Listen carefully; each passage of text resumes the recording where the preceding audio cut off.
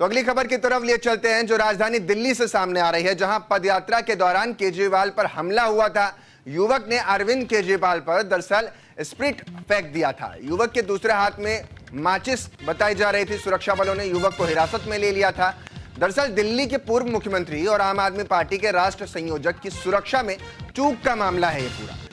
मालवीय नगर इलाके में पदयात्रा के दौरान एक व्यक्ति ने केजरीवाल पर तरल पदार्थ फेंका है। अब ये भले ही अरविंद केजरीवाल या यूं कह लें सौरभ भारद्वाज स्प्रिंट का जिक्र कर रहे हैं, लेकिन बाद में इसको लेकर के कहा गया कि तरल पदार्थ ही है। अब तक जो दावे किए गए कल उससे इतर जांच सामने जो अब तक आ रही है उसके अनुसार हम आपको बता रहे हैं। आम आदमी पार्टी ने इसे स्प्रिंट बताते हुए आरोप लगाया था कि अरविंद केजरीवाल को जिंदा जलाने की कोशिश की गई है। यह बड़ा आरोप लगाया गया था। आम आदमी पार्टी के विधायक और प्रवक्ता सौरभ भारद्वाज ने हमले को लेकर प्रेस कॉन्फ्रेंस भी की थी और बीजेपी को इस मामले को लेकर निशाना साधा था। सुनवाते हैं कि क्या कुछ इस मौके पर सौरभ भारद्वाज ने कहा था। हुए जा रहे हैं, एक आदमी ने उनके ऊपर स्पिरिट फेंकी, सूंघा हमने और उनको जिंदा जलाने की कोशिश की गई। एक हाथ में स्पिरिट, दूसरे हाथ में माचिस। अरविंद जी के ऊपर और मेरे ऊपर वो स्पिरिट गिरी। हमारे कार्यकर्ता मुस्तैद थे, जनता के लोग मुस्तैद थे। स्पिरिट तो फेंक पाए मगर आग नहीं लगा पाया अरविंद केजरीवाल जी को। आज दिल्ली के बीचों बीच अरविंद केजरीवाल को जिंदा जलाने की कोशिश की गई।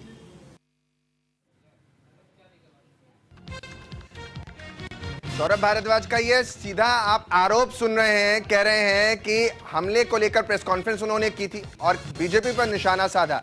वहीं पुलिस ने इन आरोपों को हिरासत में लेकर जब जांच की और जांच में जो बात सामने आई उसमें सौरभ भारद्वाज ने जो कहा था उससे उलट ही कुछ निकल कर आया। दरअसल सौरभ भारद्वाज ने कहा था कि ग्रेटर कैलाश, जिसको आपने सुना भी, विधानसभा के सावित्री नगर इलाके में अरविंद केजरीवाल की पदयात्रा कर रहे थे। उसी दौरान हजारों की तादाद में लोग, महिलाएं, बुजुर्ग, बच्चे, नौजवान केजरीवाल को देखने के लिए गलियों में आ खड़े हुए। इसी समय एक आदमी ने उनके ऊपर हमला बोल दिया और उसके बाद आपने सुना कि उन्होंने कहा कि उनको जिंदा जलाने की कोशिश की गई है। आखिर इतना बड़ा आरोप लगाने तो उन्होंने लगा दिया, लेकिन इन सब के बीच अब सवाल यही है कि आखिर इसकी जरूरत क्या आ पड़ी। मेरी सहयोगी भावना सिसोदिया हमारे साथ ज्यादा जानकारी के साथ जुड़ रही हैं।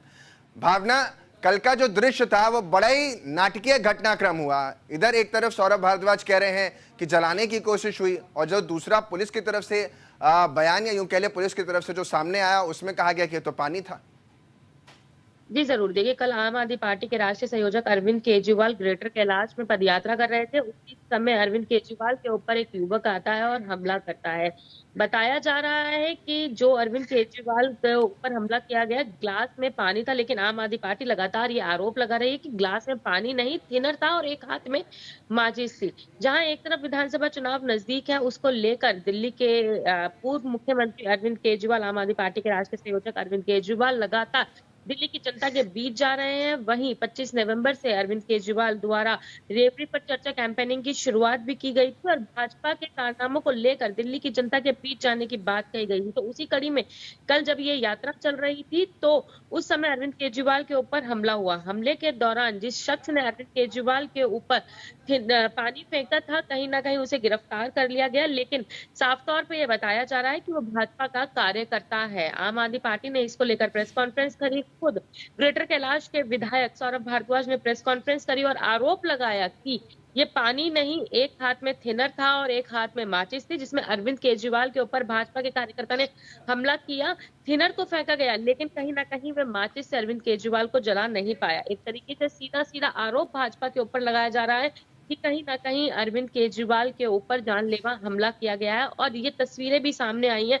जिस शख्स ने, अशोक झा नाम का ये शख्स है, जिस शख्स ने अरविंद केजरीवाल के ऊपर हमला किया, उसको पुलिस ने गिरफ्तार कर लिया है और जो वो है भाजपा का कार्यकर्ता बताया जा रहा है। आम आदमी पार्टी शुरुआत से ही कहती हुई नजर आ रही है कि आने वाले विधानसभा चुनाव में कहीं न कहीं भाजपा के अंदर बौखलाहट है कि भाजपा विधानसभा चुनाव हार सकती है। इसलिए अब इस तरीके की हालात पैदा कर रही है कि आम आदमी पार्टी के राष्ट्रीय संयोजक अरविंद केजरीवाल के ऊपर हमला कर रही है। और ये पहली दफा नहीं, पहले भी 2 दफा अरविंद केजरीवाल के ऊपर इस तरीके का हमला हो चुका है। जहां एक तरफ लॉ एंड ऑर्डर की बात करती है दिल्ली सरकार, तो वहीं दूसरी तरफ जिस तरीके से राष्ट्रीय संयोजक अरविंद केजरीवाल के ऊपर हमला हो रहा है, तो इसको लेकर अब आम आदमी पार्टी जो है भाजपा के ऊपर हमला बोल रही है और तमाम तरीके के आरोप लगा रही है और साफ तौर पर कह रही है कि कहीं ना कहीं विधानसभा चुनाव हारने की भावना सूत्र तो यहां तक कह रहे हैं कि ये जो हमला है वो किसी बस मार्शल ने किया है, जो जानकारी निकलकर सामने आ रही है सूत्रों के हवाले से। और ये तक कहा जा रहा है कि दरअसल जिस इलाके में ये पदयात्रा निकाली थी उसकी परमिशन ही नहीं ली गई थी।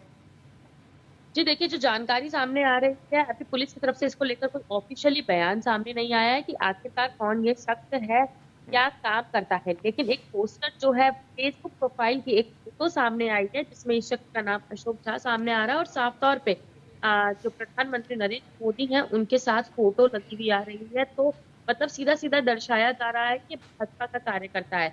हकीकत क्या है, फिलहाल पुलिस मामले की जांच में जुटी हुई है, शख्स को गिरफ्तार कर लिया है। किस उद्देश्य से इस तरीके का घटना को अंजाम दिया गया, इसके लिए थोड़ा इंतजार करना होगा जब पुलिस की तरफ से ऑफिशियली बयान आएगा और सब चीजें सामने होंगी कि आखिरकार क्यों इस शख्स ने इस तरीके का हमला किया। क्या दिल्ली सरकार की जो आरोप है वो पूरी तरीके से सही है कि भाजपा का कार्यकर्ता चुनाव हारने की बौखलाहट में इस तरीके का हमला किया गया, या आपको सच्चाई कुछ?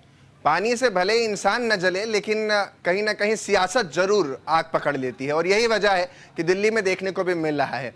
अरविंद केजरीवाल की इस सियासत के पीछे, या यूं कह लें जो ये हमला हुआ है, क्योंकि अभी आपने भी जिक्र किया कि इससे पहले भी 2 हमले हुए हैं। मुझे याद आता है जब विधानसभा चुनाव के लिए 2019-20 में भी वो रैलियां कर रहे थे तो थप्पड़ भी मारे जा रहे थे।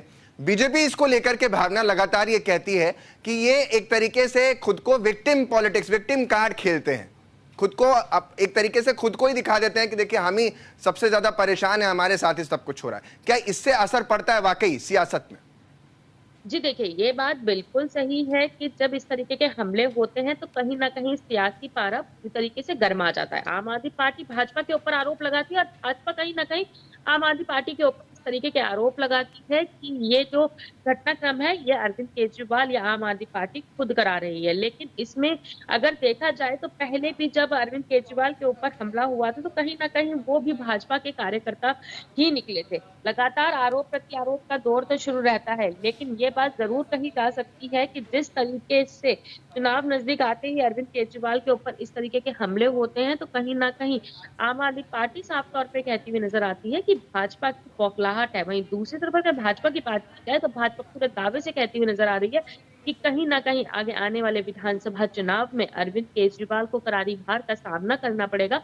इसलिए एक सिंपैथी और एक विक्टिम बनकर वो इस तरीके का घटनाक्रम जो है सामने करा रहे हैं। सियासी पारा गरमाया हुआ है, देखना यही होगा कि इस सियासी पारे में दिल्ली की जनता क्या फैसला लेती है। विधानसभा चुनाव में क्या अरविंद केजरीवाल जो विक्टिम बन रहे हैं उनको सपोर्ट करती है, या फिर भाजपा जिस तरीके से लगातार आम आदमी पार्टी के ऊपर आरोप लगा रही है उसको सपोर्ट करती है। भावना, पुलिस प्रशासन पर भी तो कई सवाल खड़े हो ही जाते हैं जब इस तरीके की घटनाएं सामने आती हैं, तो कहीं ना कहीं उनकी जो सुरक्षा व्यवस्था है उस पर ही सवाल खड़े हो जाते हैं। देखिए, ये बात बिल्कुल सही है। दिल्ली में सुरक्षा व्यवस्था को लेकर आम आदमी पार्टी पूरी तरीके से केंद्र सरकार के और दिल्ली के उपराज्यपाल के ऊपर हमलावर होती नजर आ रही है। लेकिन फिलहाल की अगर बात की जाए तो कहीं ना कहीं जिस तरीके से तस्वीरें सामने आई हैं अरविंद केजरीवाल के ऊपर जिस तरीके से हमला हुआ, वहां पर मौजूद पुलिसकर्मी और दिल्ली के राष्ट्रीय आम आदमी पार्टी के राष्ट्रीय संयोजक अरविंद केजरीवाल की सुरक्षा में जो लोग तैनात थे, उन्होंने साथ के साथ उस शख्स को गिरफ्तार कर लिया, उस शख्स को वही दबोच लिया जिसने अरविंद केजरीवाल के ऊपर थिनर फेंका। तो कहीं ना कहीं सुरक्षा व्यवस्था को लेकर आम आदमी पार्टी लगातार आरोप लगा रही है। लेकिन अगर कल के घटनाक्रम में देखा जाए तो जहां सुरक्षा व्यवस्था है वहीं भाजपा के ऊपर अब आम आदमी पार्टी हमलावर होती है।